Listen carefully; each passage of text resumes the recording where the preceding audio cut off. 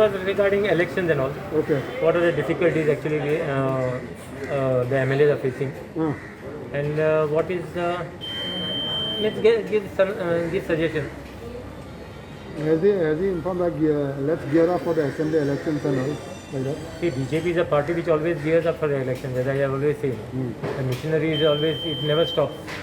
The moment one election gets, they are getting themselves prepared for the other election. तुमको उलोपाक मिळेल लोकपणा मिळेल पळय सगळ्यांक उलोवपाक हें दिलें. तीसवाडी तुमची म्हणून दिसपाटी हां बाबा आमचें कांय हें न्हू आमी आमचें पळयतले.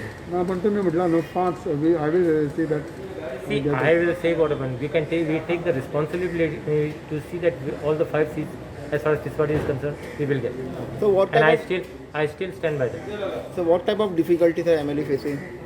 Sorry?